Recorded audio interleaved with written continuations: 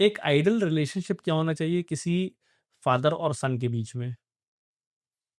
I am no father, I am no son, okay.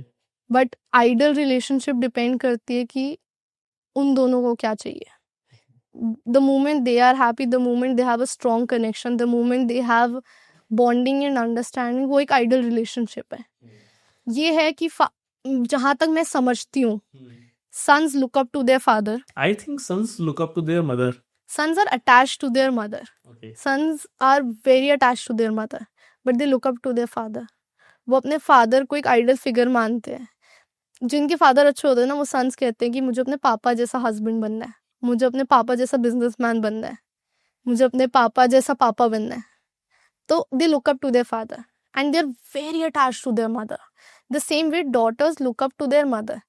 अब कई daughters जिनको home maker नहीं बनना बट उनकी होम मेकर्स है, तो वो थोड़ा रिबेलियस होती है कि मुझे अपनी मम्मी जैसा नहीं बनना. कई डॉटर्स जिनकी मम्मी सक्सेसफुल है, वो कहती है मुझे मेरी मम्मी जैसा बनना है. I am one of them. My mom is so successful, she is so beautiful, she is so strong, मुझे उनके जैसा बनना है. अब मैं अटैच कहते हैं कि girls are attach to their father, पापा की परी और व्हाटएवर, बट हाँ, girls are attach to their father. Opposite sex वाला आता है यहाँ पे. Yes. तो बॉन्डिंग दोनों की डिफरेंट है. अब आइडल तभी होता है जब आपके पेरेंट्स आपको अंडरस्टैंड करते हो. मेरा मेरी मॉम के साथ बॉन्ड इतना अच्छा है कि मैंने अपनी पूरी लाइफ उनसे कुछ नहीं छुपाया. Be it anything, be it my relationships, be it मैंने कोई गलती करके आई हूँ, कुछ भी. इवन अगर मैं कभी अपने टीनेज ईयर में अल्कोहल पी के आई तो मैंने अपनी मम्मी को बताया. Then she made me understand कि क्या सही तरीका है. थप्पड़ नहीं पड़ा? नहीं, दैट्स व्हाई आई से वायलेंस तो पेरेंट्स को दूर ही रहना चाहिए. Okay. क्योंकि बच्चा वायलेंस नहीं ले पाता. नहीं, लेकिन पहले मतलब जो नॉर्मल डेज में हम लोग बात करते हैं, जैसे मैं एक दिन अपने किसी अंकल के साथ बैठा हुआ था, कहते बेटा आजकल के बच्चे इसलिए बिगड़ रहे हैं ना क्योंकि तो पढ़ नहीं पाता है. पहले एक छोटी छोटी बात से थप्पड़ पड़ जाते थे ना, तो बच्चे बिल्कुल लाइन पे रहते थे. पहले के लोग थप्पड़ ले लेते थे, आज के बच्चे थप्पड़ नहीं लेंगे, और अगर दोगे तो फिर बिल्कुल भी नहीं लेंगे और उल्टा आप पे ही पड़ेगा. आजकल का थप्पड़ is not the way to do it. आजकल बात करना इज द वे. मैं देख रही हूँ बच्चों को सिर्फ पेरेंट्स से प्यार ही तो चाहिए. बच्चा ये चाहता है मेरे मम्मी पापा मुझे प्यार दे, मेरे साथ खड़े हो, मैं कुछ मतलब मेरे पीछे हो, मेरे मम्मी पापा मुझे प्यार करे, मेरे को समझे, मैं जो कर रहा हूँ मेरा साथ दे. अगर मुझे नहीं बनना डॉक्टर, मुझे बनना आर्टिस्ट, मुझे बनना डांसर, तो मेरे साथ खड़े हो. बच्चों को सिर्फ अपने माँ बाप का प्यार चाहिए. बट द सेम थिंग कि माँ बाप को ऐसा लग रहा है कि हम जो कर रहे हैं वो बच्चे के अच्छे के भलाई लिए कर रहे कर रहे हैं, हैं. भले के लिए कर रहे हैं.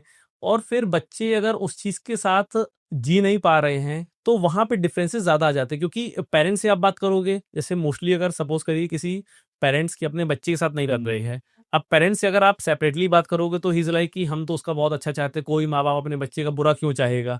फिर वहीं आप बच्चे से आप बात करोगे तो वो ये बोलेगा कि मेरे माँ बाप मुझसे समझ ही नहीं रहे हैं बिल्कुल.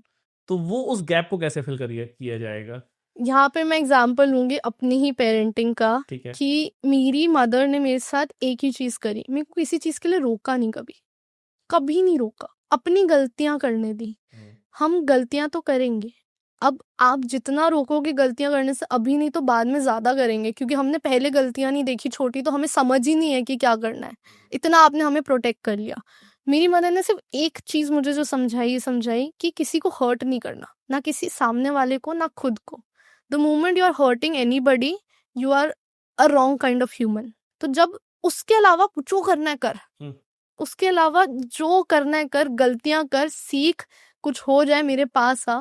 गलतियां तो करोगे, आप कब तक अपने बच्चे को प्रोटेक्ट कर लोगे? आप स्कूल भेज रहे हो, कॉलेज भेज रहे हो, कॉलेज जाके नशे करेगा, कॉलेज जाके गलत काम करेगा, घर आके आपको सीधा बच्चा लग रहा है वो, आपको नहीं पता कॉलेज जाके वो क्या कर रहा है. तो गलतियां तो उसे करने देना पड़ेगा. प्रोटेक्ट करोगे तो वो गलती अभी नहीं करेगा, या छुपा के करेगा तो छुपा के और बड़ी चीज बन जाती है वो. बट अब अगर वो गलतियां कर रहा है, आप वो ठीक है, वो आपको आके बता भी रहा है, बट वो गलती इतनी बड़ी भी तो बन सकती है कि फिर पूरी लाइफ चेंज कर दे आपकी. तो वहां पे आता है कि वो उससे सीख रहा है कि नहीं.